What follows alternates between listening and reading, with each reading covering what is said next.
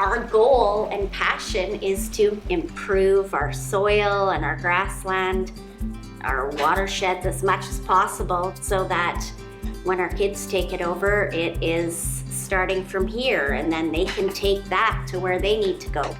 There's a real misconception that ranching or farming is simple. We couldn't do it without our girls. If we don't put our heart into it, we won't be here. If you took a video of this land 50 years ago, there would be less fir trees. And it doesn't matter where you look in the province, we're getting overgrown with trees.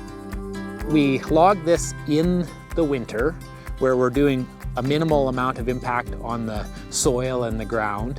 And then we try to have cattle in here heavier amount for a shorter period of time to sort of beat down the underbrush and get at something where we're not worried about a fire. A lot of our riparian management, we don't really fence off areas. We make them into riparian pastures. Managing them away from those areas and logging and making grass available outside of those areas and water is a really important thing for us to do. It just takes off the pressure along the more fragile places so that the cattle aren't in there all the time, so we could just put them in there for a little bit and then move them out.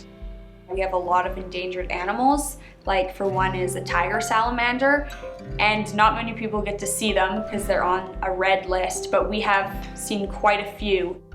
The cows do good and still have water and ways to get to the water, but it keeps them from harming the environment, and it makes it more user-friendly for all the different animals.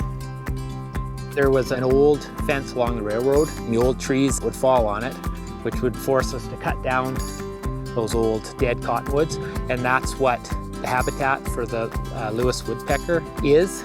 So we moved the fence up here slightly away from the cottonwoods, and then it helps that wildlife. Our soil is so fragile. If we overgraze, it can take years, if not decades, to get over that, because overgrazing will bring in weeds. We've done zero-till seeding for probably 25 to 30 years. We're probably at a 15% grade. So if we work them up too much, you could very easily lose most of your soil. So that was one of our main reasons for going to zero-till. All our irrigation water is surface water. We're trying to irrigate heavier in the spring where we can charge up our soil and then sort of taper off into the fall. As we switch to center pivots on our one field, using the same irrigation pump, we went from irrigating 7 days a week and not keeping up to irrigating about 3 days a week. We were able to get twice as many loads of silage.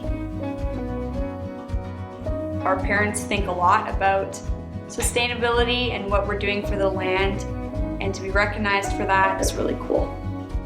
Our community of ranchers and ranch industry people are who we look up to as well.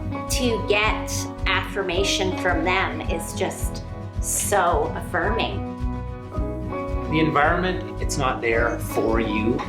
It's just something that has to be looked after. And I think it's just so important to realize that we're just managing that for a really short time. And whoever manages it into the future, if we don't give them something to manage, it's just not going to be there.